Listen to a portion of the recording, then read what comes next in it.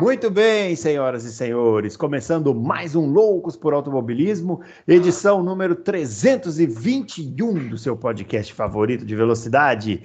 Hoje para falar muito de automobilismo, porque afinal de contas, né, tivemos um fim de semana recheado de automobilismo aí, né, com as 24 horas de Le Mans. Vamos contabilizar aqui quantas horas cada um de nós assistiu a corrida. Você pode fazer a sua contabilidade aqui. Mas já vou dar um spoiler e dizer que o nosso vencedor é o grande Adalto, que vai aparecer aqui. Ele hibernou na sua poltrona e ficou lá assistindo, né? Aquelas voltas todas, né, Adalto? E aí? Gostou? Maravilhosa, né? A corrida é maravilhosa. Os carros são lindos demais. Todos os carros. Aliás, os mais bonitos são os GTs, né? São os carros mais parecidos com os de rua. Eles são mais bonitos do que os outros. Há controvérsias, tem gente que não concorda com você. Tem gente que Eu gosta não daqueles acho. LM, Os protótipos são. Isso. Os protótipos eu não acho tão bonitos. Assim como eu não acho os carros de Fórmula 1 bonitos. Atuais, né? Não, nunca achei. Nunca achou? Sério? Nunca achei carro de Fórmula 1. Nenhuma fase assim que você olhava, puta, esses aqui são bonitos. Não, assim, eu acho que tem uns que são menos feios, mas eu acho que todos são feios, entendeu? Assim, tem os menos feios. Palavras fortes, hein? Se pegar um corte disso aqui... Encerra o programa! Você vai ser cancelado. Não importa muito, né? O carro de corrida ele tem que andar, né? Se ele é feio, bonito, ele é bonito quando anda e ganha, né? Ganha corrida. Por falar em carro feio correndo em Le Mans, os caras puseram um NASCAR correndo lá. Não que eu acho NASCAR feio. Fizeram o NASCAR e andou pra cacete o NASCAR. É mesmo? E completou a corrida e andou melhor que os GTs. E teve gasolina suficiente para ele completar a corrida no planeta, assim? Fez 300 pitstops lá, né? Mas a volta dele era mais rápida que os GTs. Foi impressionante. Acho que era um Camaro. Eu não sei. A alta do petróleo no planeta Terra vai ser por causa dessa participação do carro da NASCAR nas 24 horas de Le Mans. Pode ficar tranquilo. Você vai pagar mais caro na gasolina do seu carro por culpa desses pilotos. Quem foram os pilotos? O Jenson Button e quem que é o outro? Eu esqueci o nome. Vai perguntar o seguinte. Jimmy Johnson. 63 carros. Chama o Fábio aí, vai. Fábio Campos, apareça aqui, dê o ar da sua graça, você que com certeza também assistiu muito das 24 horas de Le Mans. Apareceu o Felipe Massa. Felipe Massa, eu não gosto quando aparece o Felipe Massa, eu prefiro quando aparece Vê se isso aqui é feio. Isso aqui é feio. O carro mais bonito da história. Isso aí eu tenho que concordar que isso aí é feio, isso aí é igual bater em mãe, esse aí. Viu? Eles não têm o menor refinamento, não adianta. Peço desculpas a você, fã do Louco. Tantos carros bonitos. Diz que nenhum carro de Fórmula 1 é bonito. Não é possível. Não é possível. O cara que via a McLaren do Senna e chorava, agora diz que nenhum carro é bonito. O outro diz que a Sauber de 2005, que é o carro mais bonito da história da Fórmula 1, não tem beleza nenhuma. Isso é uma coisa absolutamente inexplicável, né? Tantos carros maravilhosos da história da Fórmula 1, o cara gosta da Sauber de 1900, que é basicamente igual a Red Bull, né? Mas é por causa dos contornos. Loucura, né? É o desenho do carro, não é a pintura pura e simples. É o desenho. Coloque você que está assistindo, escreve no Google, Sauber 2005, e faça protetor de tela, fundo de tela, protetor de celular, tudo mais. Isso é uma grande mentira, porque todo mundo sabe que o carro mais bonito da história da Fórmula 1 é a McLaren de 95, aquela que tinha 2 aerofólios, né? Isso aí é imbatível, e em qualquer isso é uma opinião. Você acha aquela mais bonita fato. Do que a de 93? Mas muito mais. Aquela lá, de 93 é feia. Aquela lá é bonitona, com a asa em cima aqui, o corte reto atrás. Hoje o programa não acaba. Hoje o programa... O outro vem e me diz que os hipercars das 24 horas não são bonitos. Esses caras são malucos mesmo. O Adalto tá fora dessa conversa, porque ele falou... Como só ele vai falar daqui a pouco, que nós vamos falar das 24 horas de Le Mans, vamos deixar ele de fora, porque ele acabou de falar que não tem carro de Fórmula 1 bonito. Então ele fica de fora dessa história. Isso. Tem os menos feios. Tá. Agora melhorou muito. Tem os menos feios. Aliás, vou falar uma coisa aqui para vocês. Vocês sabem que esses negócios de automobilismo na ficção é uma coisa que dá arrepios, né? Geralmente são coisas assim muito mal feitas, então com raras exceções aí. E vem muita coisa aí, né, Bruno? Vem muita coisa aí. Eu vi umas imagens da série que eles vão fazer do Senna na Netflix, que parece que vai lançar no ano que vem, né? Olha, eu vou falar para você, se as réplicas as imagens que eu vi são de réplicas mesmo do carro, Vamos esperar coisa boa, viu? Porque parece bem legal. Os caras estão fazendo réplica da McLaren de 88, réplica da McLaren de 90, e parece bem legal. Pelo que eu li, é um construtor argentino bem famoso, que vai fazer 25 réplicas de 25 carros diferentes. Não só do Senna, vai fazer, por exemplo, do carro do Prost, para eles fazerem as encenações ali, né, da coisa. Olha, se for do jeito que eu vi, parece bem legal, viu? Você vai ter uma série... O carro de Fórmula 1 menos feio de todos os tempos é o Lotus 79 do Mário Andretti. Belíssimo, belíssimo. Absurdo. Você acha aquilo pouco feio, então? Pouco feio. Ele é o menos feio de todos os tempos. Tá. Ele está fazendo isso para sacanear, nós vamos ignorar. É corte, ele quer gerar corte para Ele quer. Só para pegar o gancho, só para pegar o gancho, Bruno, vem aí uma série dramática da Fórmula 1 que ela vai fazer também, dramatização. Meu Deus, eu esqueci o nome da atriz que faz o Star Wars. É uma atriz famosa, me fugiu o nome dela. Star Wars é com você, eu não entendo. Não, ela faz uma participação lá, é uma atriz famosa. E vem o filme do Hamilton, produzido pelo Hamilton, com o Brad Pitt e tudo mais, que vai ser filmado já em Silverstone, que o Hamilton diz que quer fazer o mais real possível. Então, são coisas que estão vindo aí no automobilismo, mas nenhum vai chegar aos pés daquele... alta velocidade, que eu tenho certeza. Alta velocidade, grande alta velocidade. É um filme que, se você tá com sono, coloque e você... quer dizer, se você tá com insônia, que é o que eu sofro, você coloca e você dorme. Você dorme rapidinho. É a melhor comédia sobre automobilismo que você vai poder assistir. Você vai rir do começo ao fim, mas é de constrangimento, não de engraçado. Ó, os nossos Twitter, depois desse papo furado, os nossos Twitters estão aparecendo aqui. O meu @BrunoAleixo80, do Adalto @AdaltoRace e o do Fábio @CampusFB. E vamos começar falando das 24 horas de Le Mans, né, que aconteceram nesse final de semana.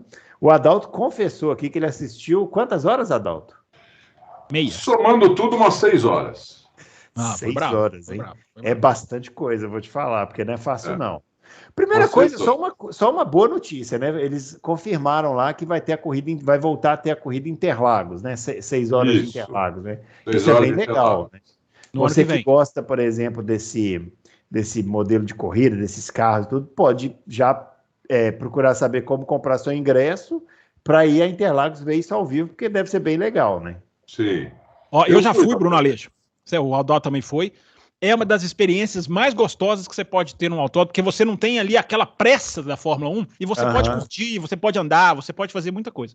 Enquanto os carros estão lá correndo, né? Enquanto os carros estão lá correndo. E os carros são belíssimos. Carro feio, carro bonito, né? O Fábio falou, você acha o Hipercar agora, ele tá menos feio do que era o LMP1. Sim. O Hipercar que vocês...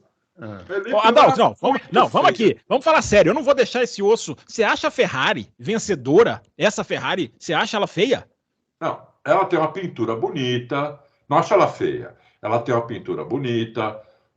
Eu adorei que a Ferrari vou confessar, estava torcendo para a Ferrari. Você é um torcedor. Entendeu? Como se fosse um ferrarista mesmo. Você é um ferrarista. Então adorei que eles ganharam.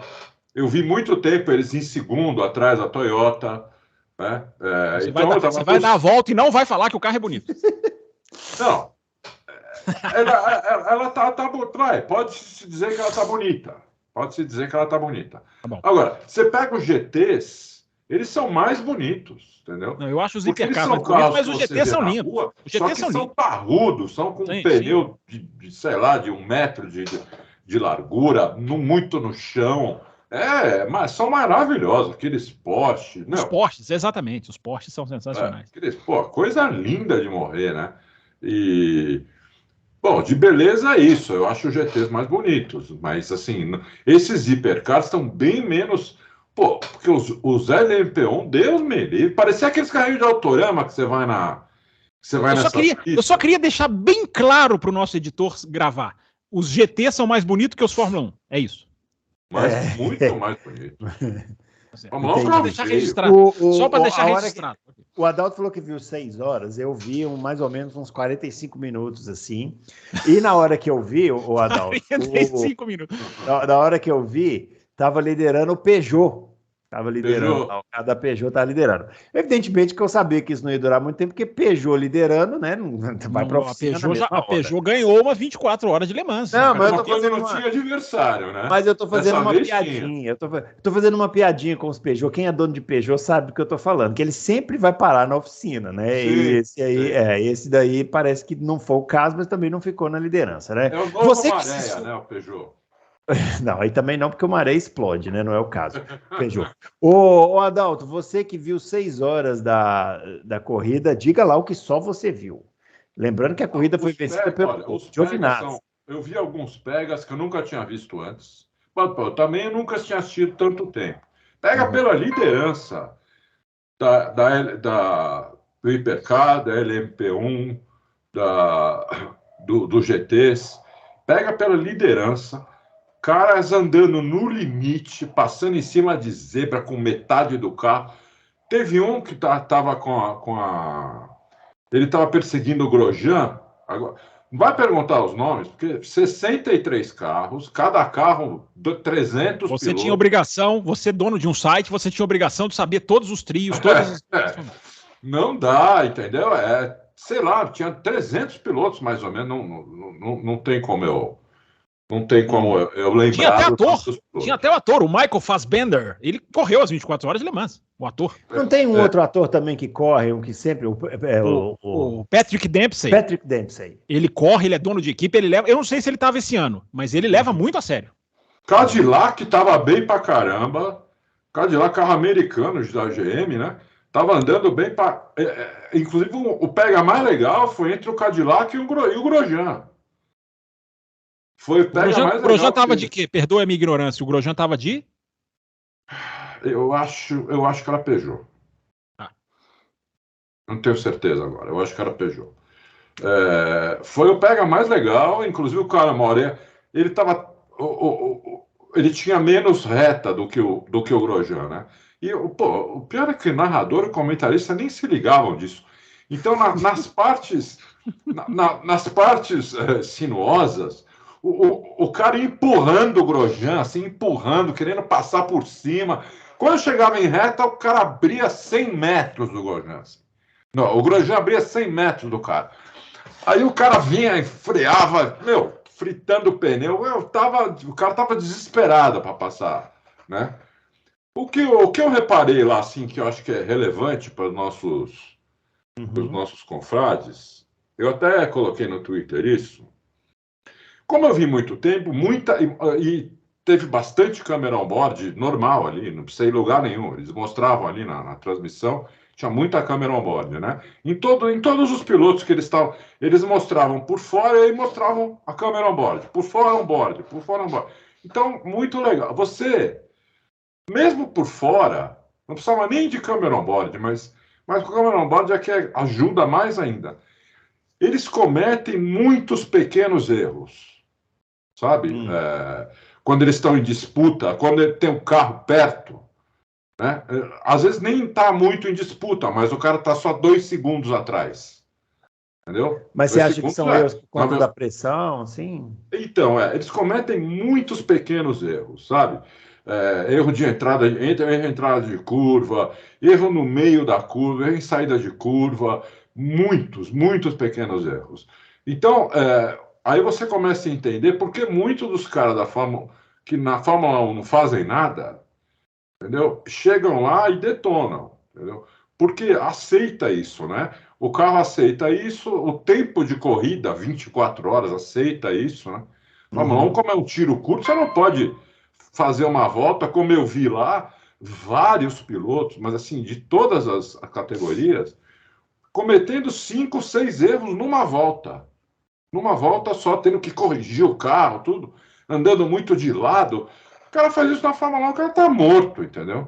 Então, muitos pilotos, né, que não se deram muito bem na Fórmula 1, inclusive famosos, que ganharam Le Mans várias vezes, né? Henri Pescarolo e outros. Johnny Herbert. Johnny Herbert. O Le Mans aceita muito mais isso, entendeu? Do que um Fórmula 1. Então, você vê, não dá para Por isso que os caras na Fórmula 1 não andam, esses caras não deram certo lá e chegam lá e dão certo. E por isso que o Alonso, quando foi lá, detonou. O Alonso, quando esteve lá, ele teve um problema no carro e o carro dele saiu em segundo, acho que meia hora atrás do outro. Uma coisa assim. O Alonso fez um stint de 2 horas e meia, que ele tirou essa meia hora de... Não, mas peraí, parou. Quando o Alonso fez, era Toyota contra Toyota, né? Não tinha adversário. Não, né? era Toyota contra Toyota, mas ele tirou de um outro Toyota, num stint de 2 horas e meia, ele tirou meia hora. É um absurdo isso, entendeu? Você tirar meia hora, imagina, meia hora em 2 horas e meia de stint. Por quê? Porque o cara do outro Toyota cometia esses erros lá, todas as vezes. O Alonso não, o Alonso guiando redondo, foi chegando e tirou a diferença. No final até mandaram, não ia ter disputa mesmo, porque era Toyota contra Toyota, e do jeito que o Alonso tirou, os caras, sai da frente. Mas o Alonso saiu muito atrás do cara, voltas atrás do cara, entendeu? E foi tirando a diferença, tirando... Eu tô falando meia hora, eu não lembro se foi meia, foi menos que isso, né? Mas foi um temporal que ele tirou do cara, entendeu? Por quê? Porque é um piloto top de Fórmula 1 que não comete esses erros. Porque é impressionante. Agora, a corrida é maravilhosa, eu continuo com o sonho de ir para lá assistir. Um amigo meu foi, voltou hoje, não falei com ele ainda, o nome dele é Ricardo, e ele foi lá para assistir a corrida. Ele foi quinta-feira passada e voltou hoje. E pelo que a gente conversou pelo WhatsApp, tudo, ele falou: isso aqui é um paraíso, cara. Porque enquanto rola a corrida, como é 24 horas, tem 1 milhão de coisas para fazer, para olhar, museu, carro que já ganhou. E esses pilotos andando por fora nas arquibancadas, pelos famosos que você conhece, não sei o quê, que você já viu. Lojinha que vende, ele tirou umas fotos, lojinha que vende coisa original. Então vende macacão de piloto, vende capacete. Tinha uma lá que tinha o capacete do Senna. Né? Mas isso aí na Fórmula 1 é assim também lá fora. Né? Você compra miniatura praticamente do grid inteiro na pista, se você quiser. Essas miniaturas aqui. Então, mas original. Por exemplo, ele me mostrou o capacete que estava lá. Capacete do Senna que ele usou em tal corrida. Capacete usado pelo Senna. Não é uma réplica. É o capacete usado pelo Senna. Então, você comprou. Tenho certeza que ele trouxe para você na mão. 3.800 euros. Imagina. Foi você pagou, né? Você fez o Pix. Você fez o Pix pro cara, o cara trouxe para você, não é isso? Não, que isso, imagina. Grande Pix. Não sei quanto é 3.800, mas deve ter 20 pau hoje, isso aí. Isso aí é troco. Pra você é dinheiro de bolso. Eu acho, eu tenho o maior respeito, assim, mas não é o tipo de corrida assim, que eu mais gosto de assistir, não. Eu vou falar sobre isso. Tem uma questão que eu me sinto meio confuso, assim, nas estratégias, assim, Aí eu não sei dizer também se não tem uma deficiência, às vezes, até da transmissão que faz aqui para o Brasil, se as transmissões internacionais são mais completas. Eu fico meio perdido naquele rolê. E melhor dessa vez. E não tem, assim, eu não consigo visualizar essas brigas, assim, sabe? Assim, quem tá brigando com quem? Eu acho tudo meio confuso. Eu acho bonito, gosto de ver um trecho, assim, um pedaço, respeito a história. Se eu fosse escolher para ir numa corrida famosa entre 500 milhas e 24 horas, não preciso nem falar qual que eu iria, né? Mas, assim, não é exatamente a corrida assim, que eu mais gosto de assistir, não. Embora ache legal, assim. Ô, Fábio Campos, você tem uma opinião parecida ou não? Não, eu ia falar um pouco sobre isso também.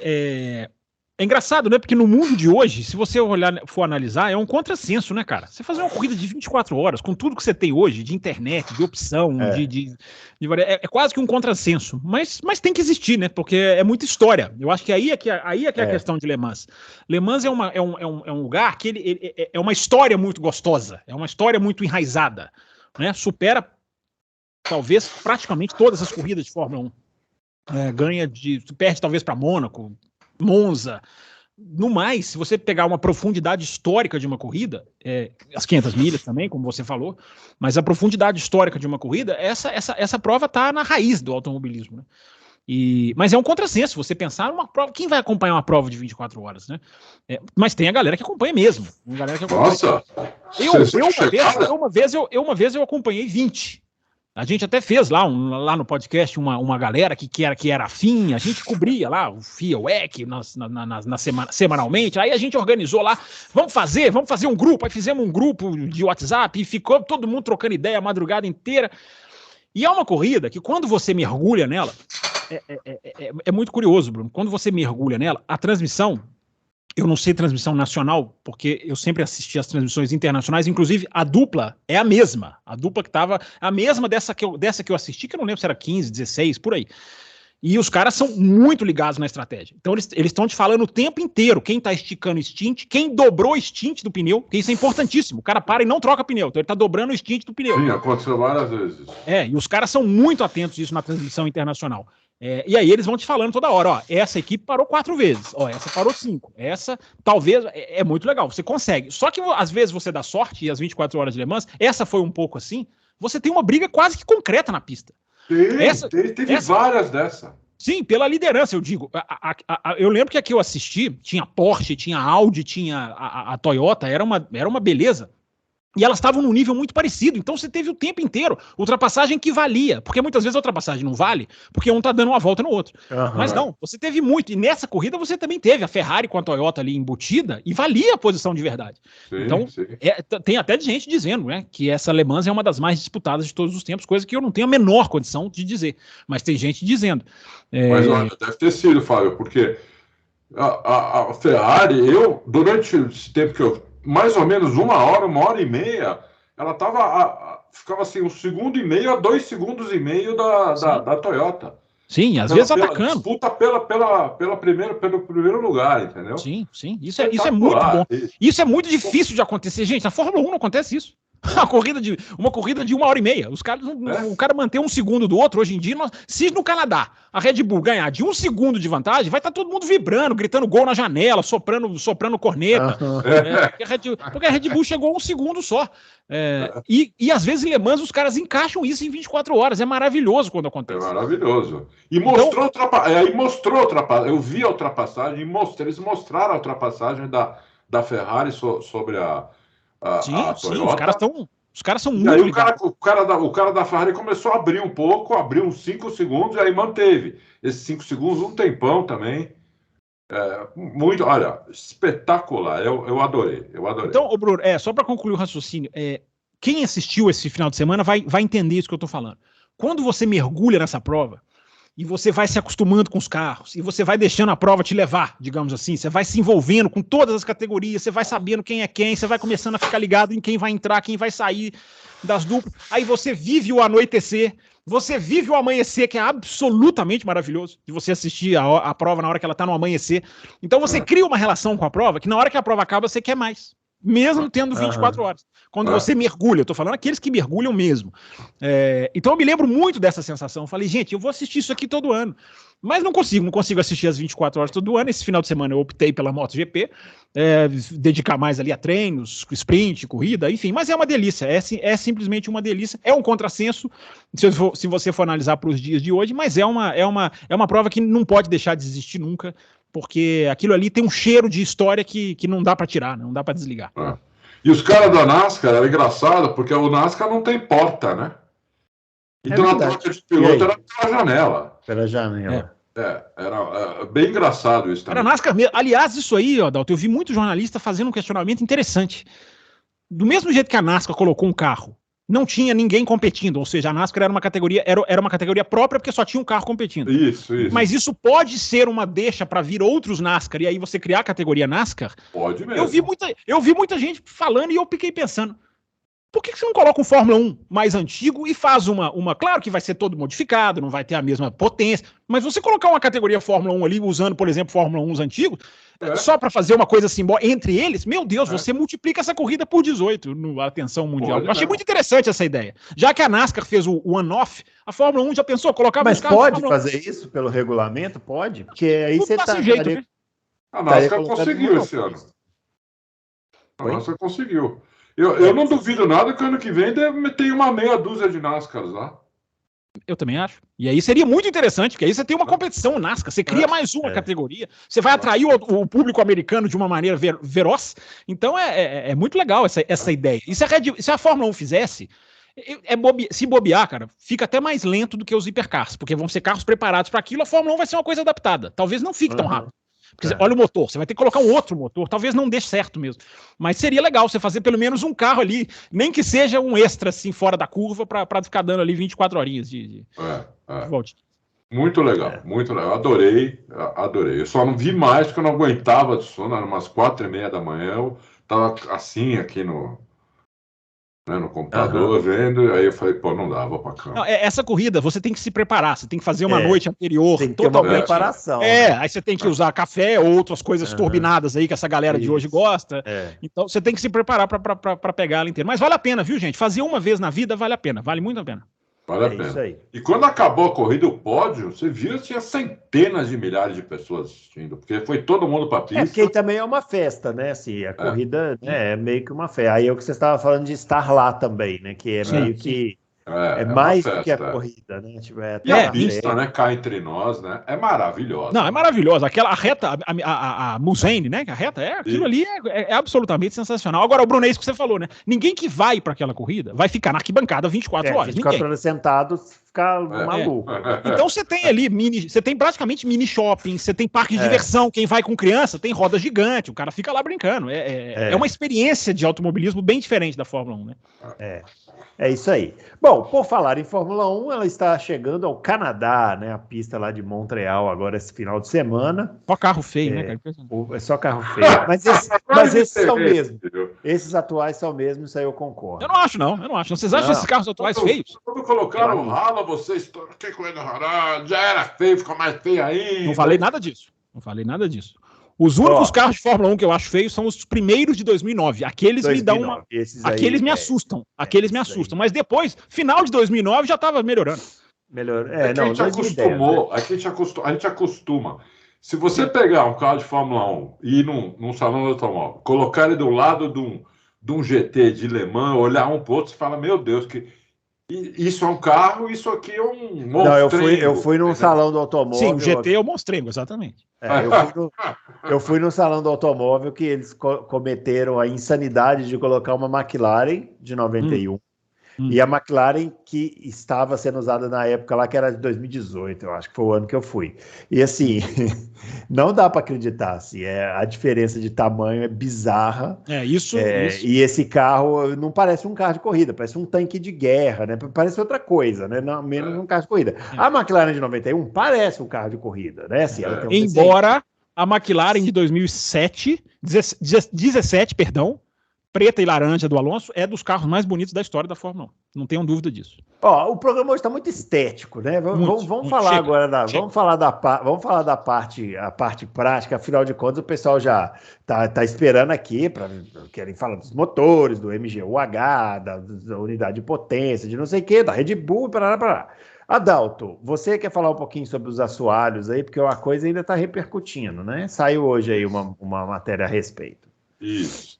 Saiu hoje uma matéria no site da Fórmula 1 e aí eu li, né?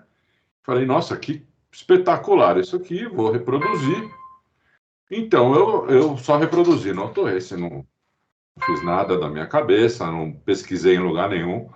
Fui lá e reproduzi a matéria, até com as imagens lá do Giorgio Piola.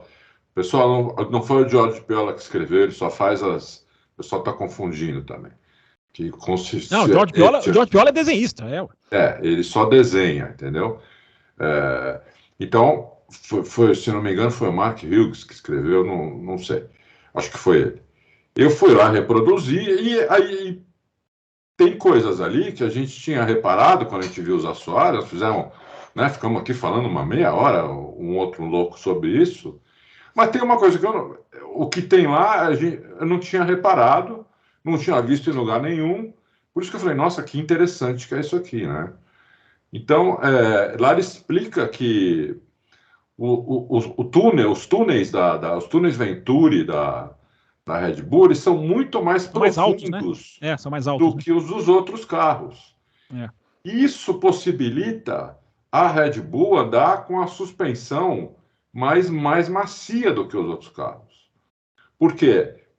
Quando você bate no chão, você corta o ar, né? E daí dá o efeito, dá o kick. Por isso que os outros carros vinham com a suspensão tão dura. Né? Tão dura, os carros eram um pau, porque não podia, tinha que evitar de bater no chão, porque quando bate no chão, você corta, né? Você corta o ar de baixo e o carro começa a quicar. Como o túnel Venturi dos carros tipo dessa profundidade, o da Red Bull, pelo que eu entendi, é quase o dobro, entendeu? Então ele pode ir com a suspensão mais macia, né? E o ar, ele entra, mesmo assim, como o túnel é muito mais profundo, o ar entra por baixo, né? O carro suga, né? E o carro vai para baixo. Por isso que o carro inclusive, ele pode andar mais baixo que os outros, porque o túnel Venturi é mais profundo, entendeu? Além de tudo aquilo que a gente já tinha visto antes. Quer dizer, então, tem uma coisa que trabalha junto com a suspensão também, né? Quer dizer, mais um negócio que a gente não tinha se ligado, né?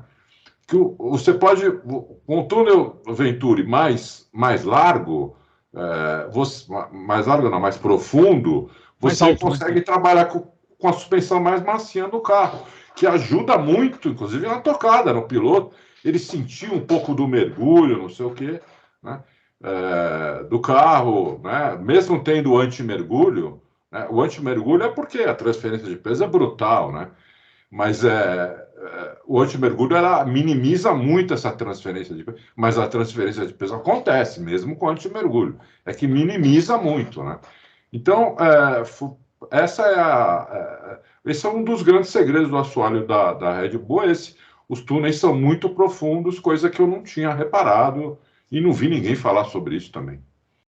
Porque você não ouviu a parte de baixo do carro e você não consegue com o seu olho enxergar milímetros de diferença, né? É verdade. Isso é por causa das fotos, né? Que aí a galera repara. Agora, tudo gira em torno, por isso que eu estou trazendo o Rubinho Barrichello, assessor aqui para assuntos técnicos. Opa, Rubinho apareceu, vem explicação.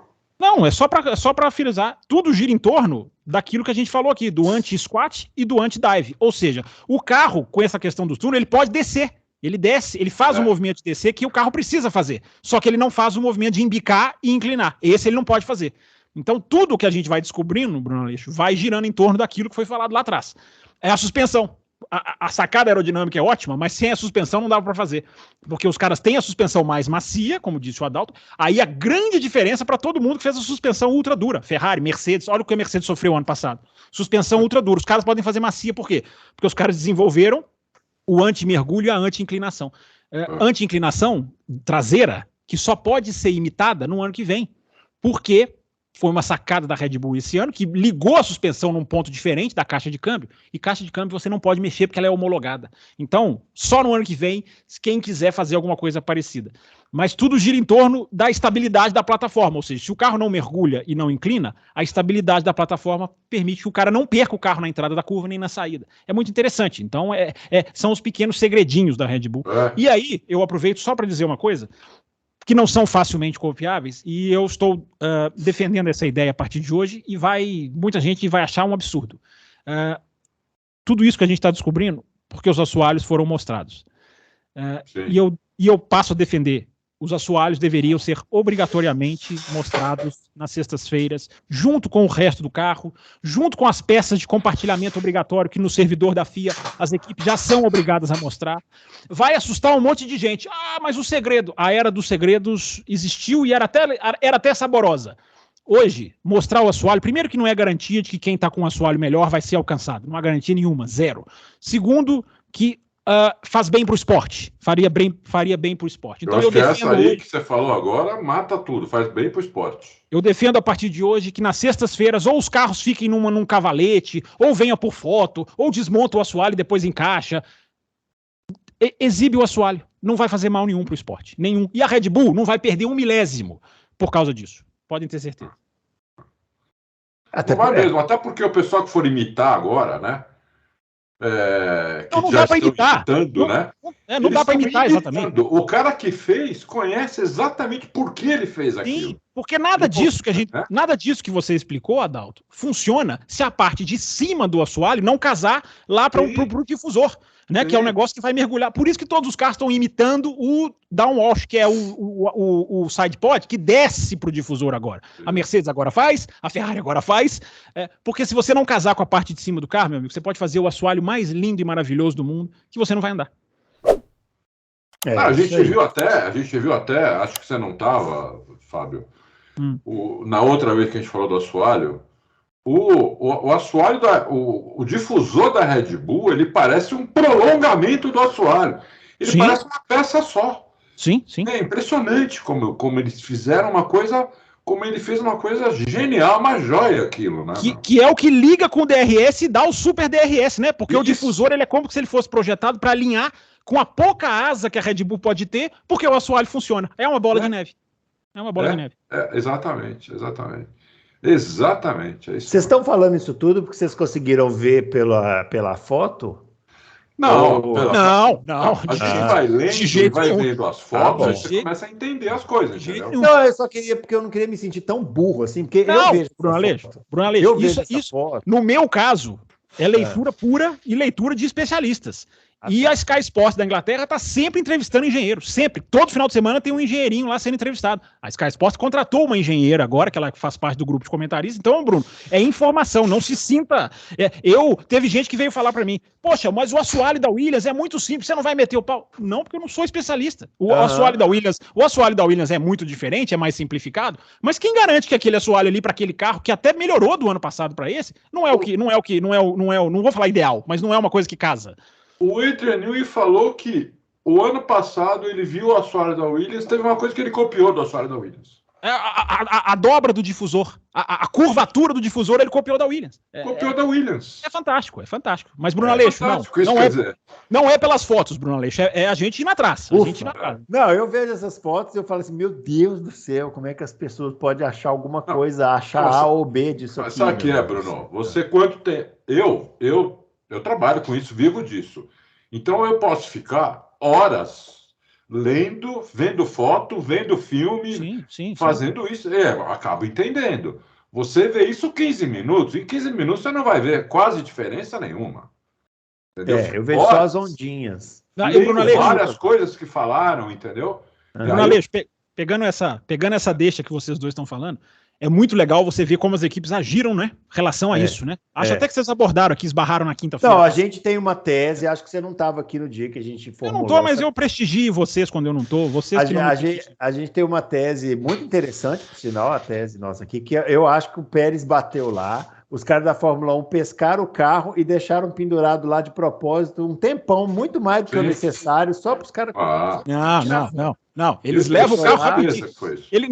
Eles levam o carro rapidinho, gente, mas é tanto fotógrafo, é tanta gente pronta, que você vai ver de todos os ângulos. Mas podia ter empurrado. O cara não pode ficar parado, porque tem um treino para continuar, tinha um qualify para seguir. Então, se o carro ficasse lá parado, balançando... Então, eles fizeram assim, pessoal, fotógrafos, nós vamos guinchar, vai para lá, aí os caras foram para lá... É muita foto. Tem muita foto, mas é porque tem muita gente ali, tem muita gente pronta. Ainda foi em Mônaco, que é o lugar onde você tem a concentração, né? Agora, para não estragar nossas teses, vai. Essas teses malucas de vocês. Só para deixar registrado, né? E eu até coloquei a questão que o Rosberg contou, né? Não é só o Rosberg que tem a informação, mas ele contou, ele conversou com 2 equipes, no mínimo, né? Pelo menos as que ele tem a prova, e essas equipes pararam departamentos por causa do assoalho. E isso é muito interessante. Você vê que uma equipe vira e fala assim, meu amigo, tudo que você está fazendo, esquece. Você vai ficar fazendo você vai ficar analisando. E aí, Bruno, os caras colocam lá programas 3D, que eles tentam pegar essa questão da profundidade, toda dimensão. Os caras fazem um escalonamento para tentar descobrir quantos milímetros. É uma loucura os caras correndo atrás, entendeu? Mas é muito legal. A McLaren disse, lógico que com uma figura de linguagem, que fez exatamente o que o Fábio falou, mandou parar tudo e pôs 100 aerodinamicistas, 100, para analisar todas as fotos. Quer dizer, lógico, eles não têm 100 aerodinamicistas, é uma figura de... sim, claro. Mas colocou todos os aerodinamicistas da equipe para Não, é fechar um departamento para fazer isso, né? Já é impressionante. Agora, Adalto Silva Pereira e Bruno Nogueira Almeida. A McLaren contratou um cara que vai dar esse assoalho de mão beijada para ela, que é esse Rob Marshall, que não só estava na Red Bull, mas está na Red Bull desde 2006. Ou seja, o que esse cara vai pegar a foto do assoalho e ele não vai precisar de tanto, ele vai dar a medida perfeita. Esse cara vale muito mais do que foto de assoalho. Esse cara pode mudar assoalho, difusor, suspensão, tudo. Adalto, ele não é que ele vai falar como o assoalho é feito, ele vai falar o pensamento que levou o assoalho a ser feito. A McLaren vai ganhar muito com esse cara. Vai ganhar muito com esse cara. Muito. Vai mesmo. Assim como ganhou Aston Martin com o Fellows. Né? Equipe 7º lugar, agora a terceira, até a corrida passada era a segunda. Sim. Isso aí. A McLaren pode ir muito para frente ano que vem. Ano que vem não, né? Porque esse desgraçado vai ter que cumprir quarentena até o ano que vem, né? Não, então, 24 ele estreia. Pelo que eu li, 24 ele estreia. 24 ele estreia. O Sanches também, que veio da Ferrari, também ele estreia, mas o carro já está pronto, né? Sim, o carro é verdade. O produto mas do trabalho dele vai ser 25. Como é que funciona a quarentena, assim, por exemplo? Vamos destrinchar essa parte. O cara chegou lá, foi contratado. Aí ele tem que cumprir uma quarentena de, 6 meses que ele não pode trabalhar na sede. Mas ele tá lá. Os caras não podem dar uma ligada para ele. Ô, meu amigo, nós estamos fazendo aqui, como é que é? Ah, não, faz isso, faz aquilo, pega aquilo outro, joga daqui, parte de lá. Ele não pode ir lá na fábrica. O netbook vai para casa de um. O netbook circula, o notebook circula. Agora, Bruno, só rapidinho. Crachá na maquininha lá, porque ele pegam. Isso ele não pode. Inclusive, a FIA visita fábricas de surpresa para pegar entre o uso de túnel de vento, essas coisas. Só uma coisa, Bruno, só um parênteses.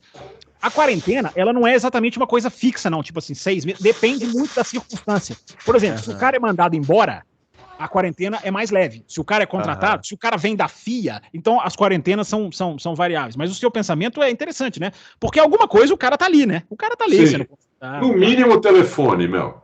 Dá um telefone, não pode, para ele não usar a linha dele, dá um telefone corporativo lá, só para ele, eles ficam ali só no WhatsApp ali. É FaceTime, porque os caras vão apontar um celular para a tela e falar, olha aqui, o que você acha disso aqui? Ele vai olhar, entendeu? Gente, na era do home office, isso aí já é trabalhar, entendeu? Isso tem. Mas isso não tem jeito de impedir, né? É impossível, né? Então, não tem jeito de... isso não tem como. Agora, o cara não poder ir para a fábrica atrapalha, né, cara? Porque o dia a dia o cara tá ali é diferente, né? Não, atrapalha, mas não impede, né? Assim, não impede. Consegue fazer. Agora, vamos falar do Canadá, né? Que vamos ter a corrida e... Bruno, acho que a gente tem um assuntozinho rápido para falar. Por favor. Que é o Binotto falou que os caras da Audi são os palhaços. Mas como é que foi esse negócio aí? Então, os caras foram conversar com ele. Lembra? Nós até falamos aqui quando ele saiu da Ferrari. Eu falei, esse cara vai para a Audi. Não tenho dúvida. Só que aí ele foi conversar com os caras da Audi e saiu dizendo que os caras são os palhaços. Então, o que será que aconteceu, né, meu? Quer dizer, será que ele viu que... O que ele falou exatamente? Ele usou essas palavras aí, não? Porque o tom é que eu não vi, então eu tô perguntando. Ele disse que os caras são o quê? Essas palavras. Só a palavra palhaço. Tá bom. Então eu não sei se... Agora não está explicado, né? Exatamente, né? Então tem especulações que seriam... Por que os caras seriam palhaços? Então, assim, eu especulo que talvez os caras não tenham... Que ele foi visitar a fábrica lá, falou que aquilo não serve. Talvez o salário que ofereceram para ele achou ridículo. Talvez as duas coisas. Talvez o que eles estão pretendendo investir, não sei. Mas eu fiquei assustado com isso daí. Entendeu? Com uma montadora, Audi, Volkswagen, Audi, né? O Binotto falar que os caras são os palhaços, entendeu? Eu vou aí fazer, já que são conjecturas, né? A gente não sabe exatamente o contexto do que foi falado e tal, mas assim, eu me recuso a acreditar que a Audi esteja investindo pouco, né? Assim, que tem uma fábrica ruim, eu me recuso a acreditar nisso. A gente já viu casos que isso aconteceu, por exemplo, a Jaguar, né? Foi um exemplo aí, né? Que a gente pode falar. Mas eu não sei, eu não acredito nisso da Audi. Talvez tenha sido a oferta que eles fizeram para ele, porque ele não gostou, né? Talvez. Mas eu fiquei pasmo com isso daí, viu? Uhum. Já que nós estamos na onda de notícias de ficar pasmo, eu vou contar uma aqui que foi manchete de um site, depois o site até mudou um pouco a manchete, mas a essência do negócio, como é de jornalistas muito sérios, gente da Auto Esporte, gente da Magazine, Motor Magazine, eu vou reproduzir aqui, embora, repito, sempre com o pé atrás, de que afirmam ou supõem de que circula-se no paddock uma diretriz do Benedetto Vigna, da Ferrari, que forçou a Ferrari a não perder da Red Bull em velocidade final de reta. Exigiu que o que a Ferrari fizesse tecnicamente no seu carro fosse tirar a diferença de reta que a Red Bull tinha, porque segundo ele, segundo dizem, faria mal para a imagem da Ferrari perder para a Red Bull em velocidade de reta. Eu não sei se é verdade. É muito grave, se for verdade. O que eu posso dizer é o seguinte, tudo que vem relacionado a esse Benedetto Vigna é assustador, é ridículo, de que ele participa de reunião, de que ele dá palpite em estratégia. Isso. Agora vem Esse cara é quem? É o CEO da Ferrari. CEO. O CEO da Ferrari chegou e falou assim, ó, vamos tentar entender assim, né? Isso. O CEO da Ferrari chegou... Teria chegado para os projetistas lá do carro, os engenheiros, e falar assim, pessoal, é o seguinte, nós somos Ferrari. Isso. A gente não pode ter... Na hora que medir a velocidade final lá na linhazinha, lá na reta, se a Red Bull der 348, a gente tem que dar 348 para cima. Para baixo não pode. Como vocês vão fazer? Virem-se. Seria isso, mais ou menos. Aí o que acontece, Bruno? A gente vê a Ferrari caindo no desequilíbrio que ela caía esse ano. Olha para vocês verem. Ela é mais rápida de reta mesmo. Isso é verdade. Só que olha o que ela virou em curva. E aí você começa a ligar com o êxodo da Ferrari. Por que o Binotto sai? Por que o Mack sai?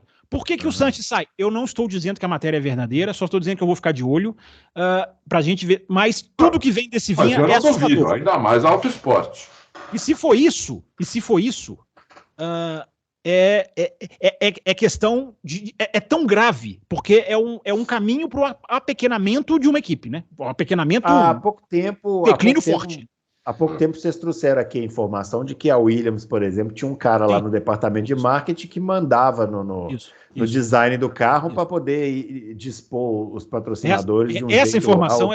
Essa informação é do Craig Scarborough, que é um cara tecnicamente ultra conhecedor de Fórmula 1, talvez seja o mais tecnicamente, junto com fábricas, e ele disse que o departamento de marketing dava palpite no projeto do carro.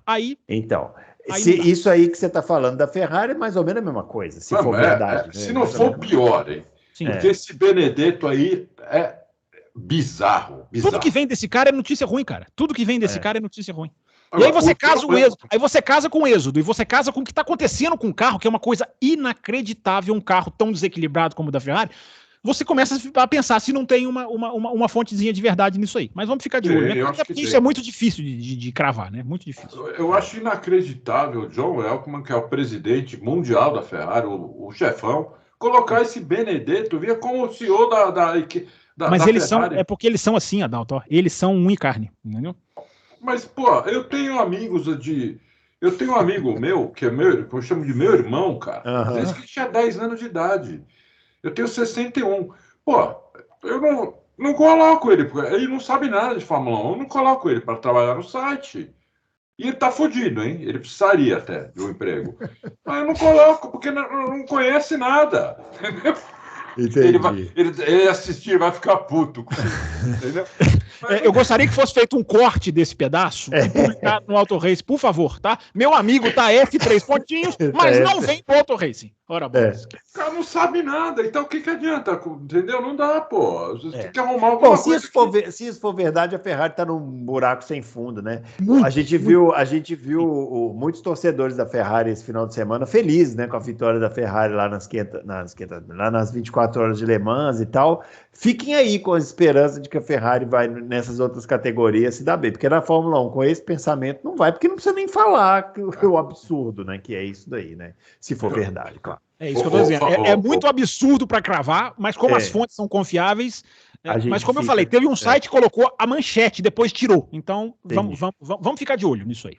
Bruno, você sabe que comecei já torcendo para a Ferrari, já vibrei que fizeram a pole, comecei a corrida torcendo para a Ferrari, cada vez que eu ia ver, estava torcendo para a Ferrari, mas com aquele medo, tipo, eles não vão aguentar. Eles vão fazer alguma coisa errada. Vai quebrar, eles vão, entendeu? Vai escapar uma porca no 24 horas não dá. Porque eles não aguentam 1h30 na Fórmula 1. Como é que eles vão aguentar 24 horas aqui? Pô, quando ganhou, realmente foi. Mas vocês caem no mesmo erro de quem acha que a McLaren da Índia é igual a McLaren da Fórmula 1. É outra situação completamente diferente. É outra equipe, é outra construção, é outro funcionamento. Não é aquela equipe. Mas é que a Ferrari tem aquela atmosfera. Parece que é aquela nuvenzinha preta. Vocês perseguem. Agora, vamos rapidamente falar do Canadá aqui para a gente caminhar para o final. Red Bull favorita, né? Isso daí não está nem em discussão, né? Mas e as outras equipes, o Adalto? Eu tô achando que a Mercedes vai conseguir ganhar das outras equipes, de novo, como ganhou na Espanha. É uma das melhores pistas do Hamilton. Hamilton já ganhou lá, não sei se foi 7 ou 8 vezes. Primeira vitória dele foi lá, né? Foi lá. Ele e o Schumacher têm o recorde, não sei se são 7 ou 8 vitórias, talvez o Fábio saiba. 7, eu acho. 7, Então, é uma das melhores pistas dele. É uma pista que eu adoro, é uma das pistas que eu mais gosto da Fórmula 1. Mas não tem nada a ver com a sua pergunta. Foi só uma. Mas você não resiste. A gente já te conhece. Você não resiste. Mas eu acho que a Mercedes pode repetir o que fez na Espanha e ser a segunda colocada, né? Eu acho que isso pode acontecer. E, inclusive, vou apostar, porque num dos nossos parceiros aí, o Bet365, você aposta lá no carro, pode apostar no pódio, mas daí paga pouco, mas você pode apostar nos 2 primeiros. Né? Quem vai ganhar a corrida? Quem você vai apostar em quem vai ganhar? Chega em segundo. Que eu fiz isso, né, na Espanha, ganhei, vou fazer de novo agora no Canadá. Não fiz ainda, mas amanhã, sem falta, eu vou. Antes que. Também que a sua pergunta é irrelevante, Bruno Alessi. O cara. Eu vou perguntar para você agora o seguinte, Fábio. Eu vou obedecê-lo. Os caras já sabem, né, que a Red Bull vai ganhar a corrida, mas assim, sempre fica todo mundo esperando o que ficar atento. Qual é a pegada? O cara que vai sentar lá na frente da TV para assistir tem que ficar atento ao quê? Boa pergunta. Gostei dessa aí. Não foi você que perguntou. Ele queria a pergunta para ele. Ele queria responder. Ele ficou com inveja da pergunta, não da resposta. Ele ficou com inveja da pergunta. Não, a gente volta para ele depois. Depois você responde. Os muros colados, Bruno, podem trazer safety cars, digamos, inesperados e num momento bem ruim para alguma equipe. E tem a nuvenzinha da chuva que está circulando no Canadá nesse final de semana. Então, se você somar essas duas coisas, né, os murozinhos, o muro dos campeões. O Verstappen não foi pego pelo muro dos campeões, né? É isso que eu ia falar. O Verstappen não foi lá, né? No muro não foi ainda. Pois uma hora ele vai lá. Eu acho que o Hamilton também não foi ali. Não foi no muro dos campeões, não. Mas o muro, o site da Fórmula 1, as redes sociais da Fórmula 1 colocaram um compacto do muro dos campeões, vocês viram? É muito legal mesmo. Você vê lá batendo o Raikkonen, bate o Raikkonen, bate o Schumacher, bate o Villeneuve, bate o Rio. Damon Hill. Todo mundo foi lá. E ainda coloca o Vettel, que foi num treino, não foi na corrida, mas bota o Vettel lá também. Foi. Então, Bruno Aleixo, essa corrida pode acontecer uma coisa inesperada. Agora, sendo bem realista, se a vantagem da Red Bull ela vai ser diminuída em relação a Barcelona. Só que em Barcelona ela ganhou de 7-1. A expectativa agora é ela ganhar de 4-1, se for um placar futebolístico. A redução é isso. Eu acho que não é pista para a Mercedes. Se a Mercedes vier agora... Aí a gente pode cravar o que eu não quis cravar em Barcelona, de efetividade das atualizações, porque essa pista não é para Mercedes, assim, teoricamente, na história recente, nem nos super anos da Mercedes não era exatamente a pista que os caras mais gostam. Então agora a Mercedes eu acho que passa a ser o grande ponto de interrogação para esse final de semana, porque eu espero que eles vão sofrer. Mas tudo pode acontecer. A Aston Martin vem com atualizações para essa corrida, talvez seja a que vai vir com mais atualizações no carro. A Aston Martin precisa curar a velocidade de reta, é um defeito que ela tem, e aí esse final de semana talvez seja o primeiro passo. E a Ferrari, meu amigo, o que a Ferrari sofreu em Barcelona, agora a Ferrari ela tem que reverter, porque agora não tem a tal curva de alta que destruiu o pneu, e agora vamos ver o que os caras vão fazer. Não é possível que os caras vão continuar no mesmo nível dos pilotos, não saberem o que está acontecendo. Esse é o nível, viu, gente? Os pilotos não sabem o que acontece no carro. E aí agora a Ferrari tem quase que uma obrigação, a Ferrari tem sempre a obrigação, né? Mas de fazer uma coisa melhor, de fazer um resultado mais digamos assim, mais vistoso. Então, Bruno, a expectativa é essa. Então, os grandes pontos de interrogação são a Mercedes e o Sérgio Pérez. O Sérgio Pérez vai para frente, vai para trás, vai continuar, vai ser pelotão 2, vai ser pelotão 1, vai arranhar o Verstappen. Não estou falando de título, não, estou falando da corrida mesmo. Então, acho que são essas coisas aí para a gente ficar atento. E aí, Adão, pode responder a pergunta você também, já que você ficou com inveja. Então, antes de responder a pergunta, uma coisa que o Flávio falou, possibilidade de chuva para sábado é 60%, hoje, né? Ainda é terça-feira. Muito alto, né? 60%, bem alto, e para domingo 50%. E para sexta, 48%. Então, tem boa possibilidade de chuva. Esse final de semana eu acho que a chuva é bem-vinda. Em Barcelona eu não queria, não. Eu queria ver a pista seca, mas nesse Canadá eu acho que a chuva dá uma embolada. Lembremos de 2011, né? O grande prêmio da chuva, do seca não molha, das 4 horas, da vitória na última volta, ultrapassagem na última volta, que coisa, né? E Canadá é bom porque quando chove, chove mesmo, né? Fica chovendo, não é aquela chuva... Não é chuvinha, né? Isso, chove mesmo. Eu acho que ficar atento, vou falar de outra coisa, agora é o seguinte, fica atento... Entre a freada da curva 1 e a saída da 2. É a parte mais difícil da pista, porque os caras vêm muito rápido para frear 1, e o cara não tem tempo depois, quando ele entra na 1, a saída dela, ele não tem tempo de voltar para fazer a tomada certa para 2. Então, ele tem um ponto ali que ele tem que conseguir virar o volante sem perder tempo. Entendeu? Quem fizer isso melhor... são os melhores pilotos ali vão tem uma coisa interessante, esse trechinho melhor. Ali tem uma coisa interessante, que não adianta ir muito rápido, né? Não adianta mergulhar na curva 1 que nem um maluco, porque se você fizer isso, você perde a tomada da 2. A saída da 1 já é a entrada da 2, isso é muito legal. Da 2. E se você perde se você perde a entrada da 2, aí você sai muito lento naquela retinha, isso quer dizer, só aí você já foi 1/3 da pista, já comprometeu sua volta. Interessante isso aí que você falou, é verdade. Você entrar muito rápido na 1, às vezes você vê o cara lá dar aquela mergulhada vral na 1, né? Aí sai lá fora na 2, aí tem que voltar, aí já era. Não adianta nada. Então, o ideal ali é o cara conseguir fazer forte a 1, mas ele tem que frear. Isso. Logo que ele acaba a curva, ele já tem que estar numa velocidade que ele consiga virar o volante para a direita para fazer a 2 sem perder a 2, que senão ele perde toda aquela retinha. Como você falou, é 1/3 da pista que vai pro saco. Já foi embora. Já foi embora, entendeu? Então... Isso aí é bem legal. Quem fizer o setor 1 melhor... Uma coisa para ficar atento também é a reaceleração na saída do hairpin. Dá para a gente pegar carros têm características diferentes, né? De torque. Então o Canadá mostra bem também. Mostra isso bem. Falando nisso, vocês viram no Twitter uma onboard do Patrick Depailler na chuva lá? Coitado. Esses dois ficam assistindo no Twitter, eles ficam assistindo nos anos 70, nos 80. Não, mas essa eu não vi, não. Mas eu gosto. É muito bom. Tá fácil de ver lá. Ele dá a volta inteira. Ele quase nunca tá com o volante reto. Tá sempre com o volante assim ou assim. Parece no gelo, né? Tem que ver que é década de 70, né? Então, o motor aspirado da década de 70, você encostava, vinha os 500 cavalos que o motor tinha. Uma vez.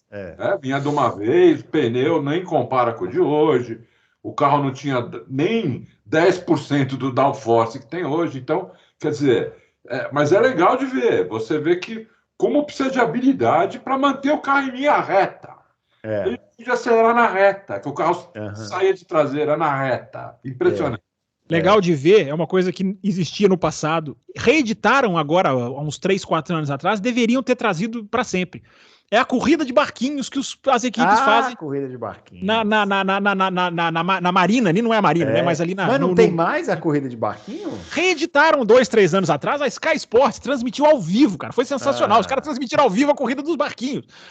Antigamente faziam com chassis, não é, Bruno? Pegavam um chassi de carro e faziam um pedaço de carro. Transformavam de barco. Depois, agora na reedição 2-3 anos atrás, cada equipe tinha o seu barquinho. E foi uma coisa ultra divertida. Todo mundo participou, só que não teve mais. Os caras pegavam... Vocês são novinhos, vocês não sabem o que nós estamos falando. Mas os caras pegavam... Tem aquela raia olímpica, né? Isso, então eles atravessavam a raia olímpica pro lado de lá. Aí tinha que pegar um pneu, colocar dentro do barquinho e voltar, né? Só aí você fala, pô, barquinho não. Os caras iam com um pedaço de chassi, aerofólio do carro, pegavam coisas que tinham na garagem. Que, imagina, hoje em dia é absolutamente impensável, né? Mas naquela época fazia. Mas o que aqui fizeram 2-3 anos atrás, cada uma tinha um barquinho. Cada uma fazia um barquinho. Já foi para o Canadá com um barquinho. Depois acabou uma pena. Deveriam manter a tradição. Muito legal. É bem legal isso daí. É bem legal. O Fred Vasser pegou uma arminha de água e ficou jogando água na cara do Cyril Abitbull lá. Então, assim, você vê os caras fazendo umas coisas que você fala assim... da Fórmula 1 desce do salto é sempre legal, né? Gera boas imagens. Ô, Fábio Campos, você quer falar da MotoGP aí pra gente encerrar aqui o nosso... MotoGP sempre, né? MotoGP sempre, né? Pode pegar um replay aí de outros programas e apertar aqui e colocar um Ctrl+C, Ctrl+V, porque o Bagnaia ganhou, o Marques caiu, teve disputa, teve pilotos irritados uns com os outros, a Honda muito mal, a McLaren, a Yamaha absolutamente ridícula, né? Uma moto que acabou praticamente, as Ducati sobrando na sprint, fizeram top 5 a 5 maiores, o Bagnaia só não ganha o campeonato se cair, porque cai muito, mas o cara é para verstappear nesse campeonato, de tão à frente que tá, porque o companheiro dele que ia desafiá-lo, mas quebrou o ombro na primeira corrida do ano, nas primeiras curvas do ano, então matou ali essa... Então você tem umas Ducatinhas tentando impedir a Ducatona de ganhar, que são a Ducati do Valentino Rossi, a equipe do Valentino Rossi, com o Marco Bezzecchi, aí você tem ali a Pramac do Jorge Martin, então você tem ali um certo incômodo. Mas, Bruno Aleixo, a Honda absolutamente caótica também, 2 machucaram, nem voltam, o Marques também, o Marques perdeu a frente, assim, uma coisa de levinha, mas na MotoGP perdeu de leve, caiu. Pelo menos ele não quebrou nada como os seus outros colegas. Então, o Bruno Aleixo, tudo como dantes no reino de Abrantes, mas nesse domingo agora já tem Alemanha, e a Alemanha é uma pista que o Marques correu 9 vezes, ganhou 9. Acho que tem um ano só que ele não ganhou. Então o Marques é ultra favorito para esse final de semana, por mais contrassenso que possa aparecer. Nesse próximo final de semana o Marques é favorito, porque é uma pista que ele tem a maior estatística que eu já vi no automobilismo, no motociclismo na minha vida, que é um cara ganhar 9 vezes em 9 na mesma pista. Hockenheim ou Nürburgring? Nenhuma das duas, é Sachsenring, Ring, que é uma pista que tem, ela é totalmente, se essa agora foi Mugello, só tem curva. Esse final de semana eu esqueci de falar, foi Mugello, que é sempre bom aqui, vocês gostam muito de Mugello, que é só curva para a direita. Agora inverte, é praticamente só curva para a esquerda. Então a gente vai ver aí essa rodada tripla que a MotoGP está emendando para depois fazer uma férias e vamos ver. Mas o campeonato está para o Bagnaia, tá muito difícil tirar dele. Mas sobre a MotoGP eu tenho uma coisa para falar para vocês que eu falei para aquele nosso amigo de WhatsApp, que vocês já sabem quem é. Aquele que não vai participar nunca do programa, que você falou que você não vai contratar. Sai. Que sacana. Você sabe, não, aquele amigo de nós três, não é só meu. Nós três.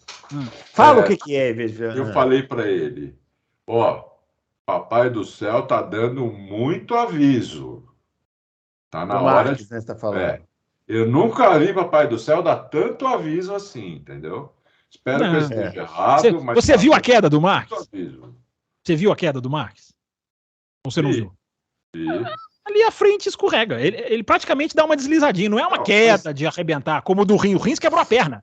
Entendeu? As últimas 4 corridas ele caiu. Sim. Mas essa é diferente, né? E a Honda, e aí não é ele, o Adalto, não tem como não olhar para a Honda, porque o Jorge Lourenço senta na Honda e não consegue fazer nada. Aí vem o Paul Espargaró, não consegue fazer nada. Agora vem o Mir, campeão do mundo, não consegue fazer nada. Aí o Rins cai, quebra a perna, é outra Honda.